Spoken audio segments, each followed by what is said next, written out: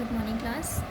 So, as you know that we have covered short plan goals and long plan goals in our last lecture, that is lecture 2. So, we are starting our new lecture, that is lecture 3. As I told you in the last lecture that we will cover features, achievements and failures of economic policy in the next lecture. So, this is your last lecture of this chapter, that is features of economic policy pursued under planning till 1991 से पहले कैसा था, यानी कि हम इस वाले जो फीचर्स पढ़ रहे हैं ये फीचर्स हैं 1951 से लेकर 1991 तक हमारी इकोनॉमिक पॉलिसी के फीचर्स क्या थे. फर्स्ट है हैवी रिलायंस था पब्लिक सेक्टर में. Economic policy prior to 1991 indicated heavy reliance on public sector. That is thus in industrial policy resolution जो था 1956 एज मैनी 17 इंडस्ट्री रिजर्व थी पब्लिक सेक्टर के लिए और 12 इंडस्ट्री रिजर्व थी प्राइवेट सेक्टर के लिए. It was realise the objective of socialistic pattern of society could be achieve only through comprehensive development of public sector enterprises. हम तब जी achieve कर पाते अपनी सोशलिस्टिक पैटर्न जो था सोसाइटी का, जो उसका ऑब्जेक्टिव था, हम तब अचीव कर सकते थे जब हम पब्लिक सेक्टर एंटरप्राइजेस का डेवलपमेंट हो पाता हमारा. ठीक है. नेक्स्ट आता है regulated development of private sector. According to industrial जो डेवलपमेंट एंड रेगुलेशन एक्ट है 1948, new industry in the private sector could not be establish without a licence and registration. Licence और रजिस्ट्रेशन के बिना वो इस्टेब्लिश नहीं हो सकते. सिमिलरली जो मोनोपोलीज हैं और रिस्ट्रिक्टिव ट्रेड प्रैक्टिसेस हैं 1969 में, उन्होंने कुछ रिस्ट्रिक्शंस रखी on the expansion of existing industries in the private sector. Regulated development of private sector was to ensure that there was no concentration of economic power in the private hands. Okay, so these are the two features. Now we are coming in the next feature, that is next third one is that is protection of small scale industry and regulation of large scale industry. ठीक है कि small scale industry का protection कैसे होता है. Large scale industry regulate होता है, बहुत सारे एक्ट्स हैं जैसे MRTP है, monopolistic and restrictive trade practice जिसको बोलते हैं. स्मॉल स्केल इंडस्ट्री प्रोटेक्शन मिलता है कंपटीशन से. Certain areas of production were exclusively reserve for the small scale industry. इसके अलावा फाइनेंशियल इंस्टीट्यूट डेवलप किए गए हैं कि ताकि जो स्मॉल स्केल इंडस्ट्रीज़ हैं उनकी जितनी भी नीड्स हैं उनको पूरा किया जा सके. सेवरल बोर्ड जैसे हैंडलूम बोर्ड है, सिल्क बोर्ड है, उनको इस्टेब्लिश किया गया है कि ताकि प्रोडक्ट्स को प्रमोट कर सकें जो कि स्मॉल स्केल इंडस्ट्रीज़ हैं in the global market. Okay, next one is focus on saving and investment. Saving और इन्वेस्टमेंट पे फोकस किया गया है कि किस तरह से सेव और फोकस इन्वेस्टमेंट कर सके. हाई इंटरेस्ट रेट जो है ऑफ़र किए गए हैं कि ताकि लोग सेविंग कर सकें. जब उनको ज़्यादा ब्याज मिलेगा, भाई ज़्यादा इंटरेस्ट मिलेगा, तभी लोग सेविंग बढ़ाएंगे अपनी. ठीक है. और इन्वेस्टमेंट में क्या हुआ, सब्सिडीज़ और कैपिटल ग्रांट्स वगैरह प्रोवाइड किए गए हैं कि ताकि लोग इन्वेस्टमेंट कर सकें. ठीक है. नेक्स्ट है protection from foreign competition. Domestic industry को प्रोटेक्ट किया गया है फॉरेन कंपटीशन से.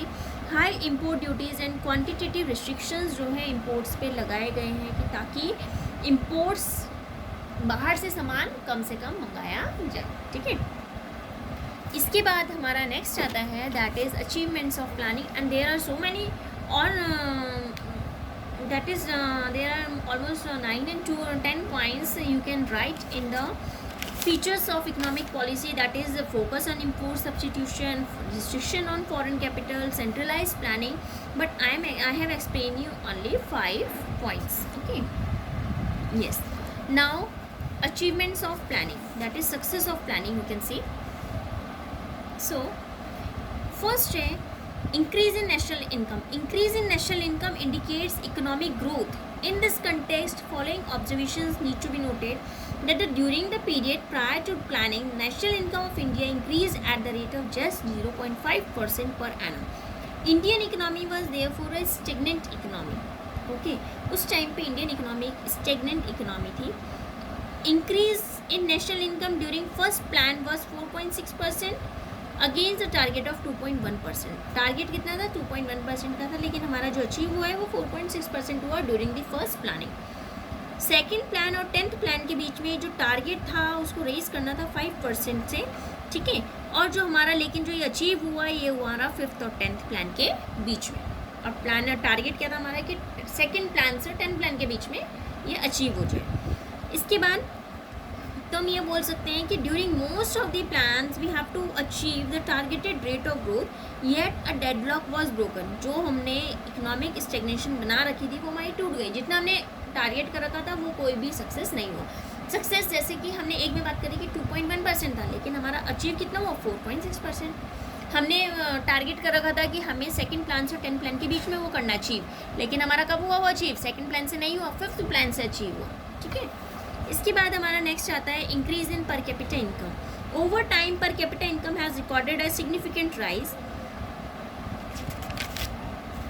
Increase in per capita income एक सिग्निफिकेंट अचीवमेंट है। इसका मतलब कि ग्रेटर अवेलेबिलिटी है गुड्स एंड सर्विसेज की हर एक पर्सन की। अगर मैं बात करती हूँ पॉपुलेशन ऑफ द कंट्री, मतलब per head population of the country. But the reader must bear in mind that this is an average rise. लेकिन हम जो ये बात कर रहे हैं ये एवरेज राइज है। एवरेज मतलब पर कैपिटा इनकम की बात कर रहे हैं। This does not show any promise of a rise the quality of life of each and every individual. क्योंकि एवरेज में, अगर मैं आपको एवरेज की बात कर रही हूँ, अगर सपोज मैंने आपको बोला कि एवरेज मार्क्स निकालो अपने, तो आप जब एवरेज मार्क्स निकालोगे तो जिसमें आपके हाईएस्ट मार्क्स हैं और जिसमें लोएस्ट है कुछ पता चलेगा? नहीं पता है, क्योंकि आपने तो सबको प्लस करके डिवाइड करना होता है। एवरेज तो ऐसे निकलना है, सबको प्लस किया divided by number of observations. ठीक है, तो इससे हमारा ये नहीं पता लग रहा है कि एक पर्सन ने उसकी क्वालिटी कैसी है लाइफ की, या हर एक इंडिविजुअल का नहीं पता चलता है, क्योंकि एवरेज में तो आपके रिच भी आएंगे और पुअर भी आते हैं। ठीक है, नेक्स्ट आता है rise in saving and investment. That during the 5-year plans there has been considerable increase in the rise rate of saving and investment. ठीक है, तो सेविंग एंड इन्वेस्टमेंट जो है इकोनॉमिक ग्रोथ को एक तरह से इफेक्ट करता है। नेक्स्ट आता है हमारा growth and diversification of industry. 5-year plans gave a big push to the basic and capital goods industry, जैसे आयरन एंड स्टील है, मशीनरी है, केमिकल फर्टिलाइजर्स हैं। ठीक है, तो इंडियन इकोनॉमी अब जो हम बात कर रहे हैं 10th रैंक मिली है according to target in the industrial economy in the world. Okay, इसके बाद हमारा आता है next, that is failures of planning in India. ठीक है, प्लानिंग के हमने अचीवमेंट्स पढ़ लिए, सब पढ़ लिया। अब आ जाइए इसके फेलियर्स पे। क्या इसके फेलियर्स हैं? फर्स्ट आता है हमारा high rate of inflation. By and large we have fail to tackle inflationary spiral जो हो रहा है कंट्री में, उसको हम रोकने से फेल हो गए हैं। Because of high rate of inflation during 5-year plans real income जो थी पीपल की वो भी क्या हो गई है? एरॉड हो गई। एरॉड मतलब खराब हो गई है। ठीक है, also economic divide haves and have nots has tended to rise. First plan जो था यानी कि हाई रेट ऑफ इन्फ्लेशन हो गया, नॉर्मल सी बात है कि जो हमारी प्लानिंग है, प्लानिंग फेल हो गई, तो इससे क्या हुआ? महंगाई बढ़ गई। नेक्स्ट आता है unemployment crisis. While more and more opportunities of unemployment have been generated, challenge of unemployment has not subsided. जितनी ज़्यादा एम्प्लॉयमेंट की अपॉर्चुनिटीज़ बढ़ी है, ये ऐसा नहीं हुआ है कि अनएम्प्लॉयमेंट बिल्कुल खत्म हो गया। At the end of first plan 53 lakh persons were unemployed. अगर हम फर्स्ट प्लान की बात करते हैं तो उस टाइम पे 53 लाख पर्सन जो है अनएम्प्लॉयड थे। The number rose to 4 crore at the, अगर हम 11 प्लान की बात कर रहे हैं तो उस टाइम पे क्या हुआ? 4 करोड़ पहुंच गई। उस टाइम पे लाख में था, करोड़ों में पहुंच गया। ऐसा क्यों हुआ? Because population is increasing day by day and unemployment is also increasing day by day, because employment opportunities are not left over. Okay, so next आता है हमारा inadequate infrastructure. Development of infrastructure continues to be inadequate despite 67 years of planning. इसके बाद आता है square distribution, that is economic and social equality जो है उसको हम कंसिडर करते हैं principal goal of planning. So this is the last topic in this lecture, that is failures of planning in India. In the next lecture we will start our features, problems and policies of agriculture. You have to do question answers of this and please write notes also in your fair notebook. Okay.